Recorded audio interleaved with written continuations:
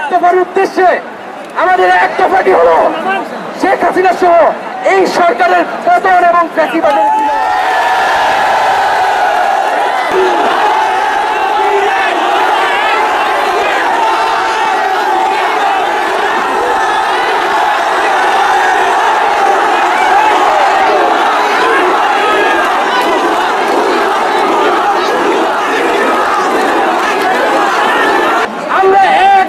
সিদ্ধান্তে উপনীত হয়েছি।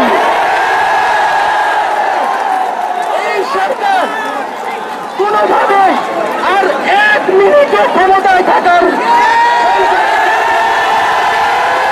শুধু শেখ হাসিনাকে পদত্যাগ করলেই হবে না, এই যে লুটপাট দুর্নীতি এই দেশে হয়েছে তার বিচার হতে হবে, তাকে পদত্যাগ করতে হবে, বিচারের আওতায় আনতে হবে।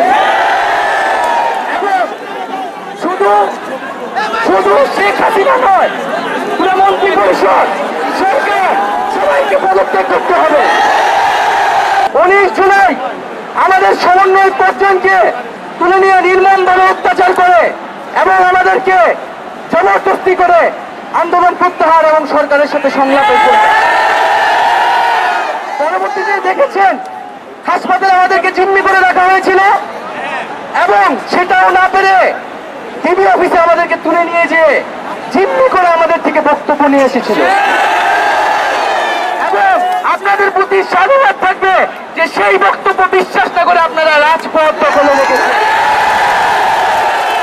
এবং টিভি অফিস থেকে আমাদেরকে প্রধানমন্ত্রীর দপ্তরে নিয়ে যাওয়ার পরিকল্পনা তারা করছিল। আপনাদের আন্দোলন এবং আমাদের অবসরের কারণে তাদের সেই পরিকল্পনা নস্যাৎ হয়ে গিয়েছিল।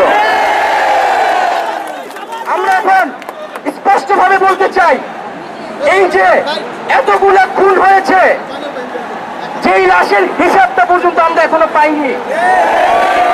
এই সরকার মানুষ খুন করেছে, মানুষ গুম করেছে, এখন সে লাশও গুম করেছে।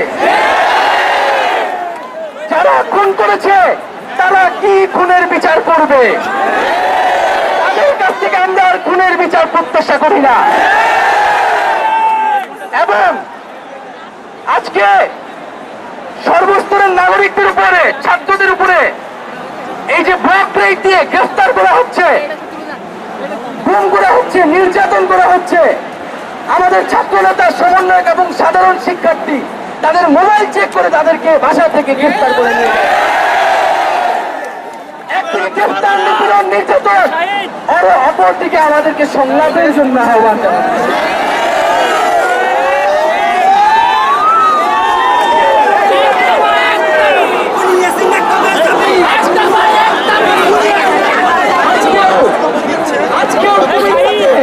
হামলা হয়েছে এবং নিহত করা হয়েছে, আমার ভাই শহীদ হয়েছে। আমরা শহীদ হইতে ভয় পাই না। আজকে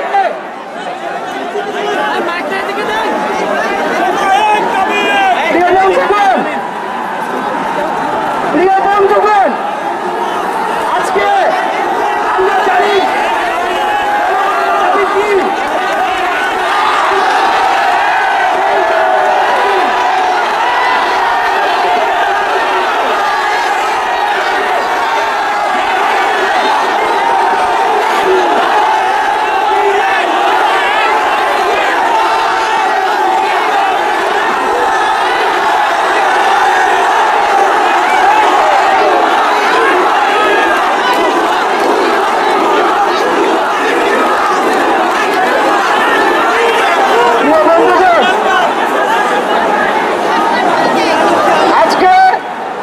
জন্য এই বাংলাদেশের জনগণ নেমে এসেছিল। আমরা এই জনগণকে মুক্ত করতে এখন আমরা আবার রাস্তায় নেমে এসেছি। আমরা আজকে